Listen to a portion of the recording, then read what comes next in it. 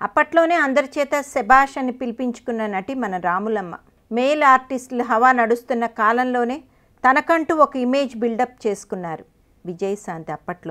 అప్పట్లోనే అగ్ర హీరోలకు దీటుగా పారితోషికం తీసుకునేవారు విజయశాంతి. సినిమాల నుంచి తప్పుకొని ఫ్యాన్స్ ప్రోత్సాహంతో విజయశాంతి ఒక పార్టీని స్థాపించి రాజకీయాల్లోకి ఎంటర్ అయ్యారు. లేడీ ఓరియంటెడ్ క్యారెక్టర్స్ అంటే అప్పట్లో హీరోయిన్స్ భయపడేవారు. కానీ విజయశాంతిలోని తెగువ ఆమెను రాజకీయాల్లోకి నడిపించి ఒక పార్టీ పెట్టించేటట్టు చేయించింది.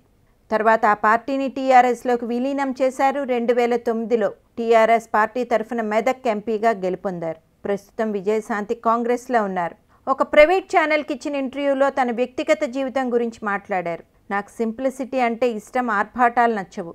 అందుకే శ్రీనివాస్ ప్రసాద్తో నా వివాహం సింపుల్గా చేసుకున్నాను. రాజకీయ మీటింగులకు తప్ప సాధారణంగా బయటకు ఎక్కువ రావడానికి ఇష్టపడను.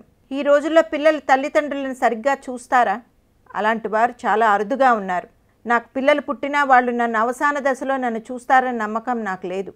అందుకే నేను పిల్లలను కనాలి అనుకోవట్లేదు. ప్రజలే నా పిల్లలు అనుకున్నాను. నా జీవితం అంతా ప్రజలకే అంకితం చేస్తాను. వాళ్ళ కోసమే బతుకుతాను, వాళ్ళ కోసమే చచ్చిపోతాను. ఇక రాజకీయాలు మురికి కాలువ వంటివి, కానీ తప్పని పరిస్థితుల్లో రాజకీయాలకి వచ్చాను అన్నారు. ఇలాంటి నాయకురాలు మనకు దొరకడం మనం ఏనాడో చేసుకున్న అదృష్టం. విజయశాంతి తమిళనాడు నుంచి పోటీ చేస్తారని వార్తలు సోషల్ మీడియాలో వైరల్ అయ్యాయి. శశికళను జైల్లో కలిసిందని, నెక్స్ట్ ఎలక్షన్స్లో తమిళనాడు నుంచి పోటీ చేస్తుందని అందుకే ఈ పొలిటికల్ స్పీచ్ అంటున్నారు ఇండస్ట్రీ వాళ్ళు.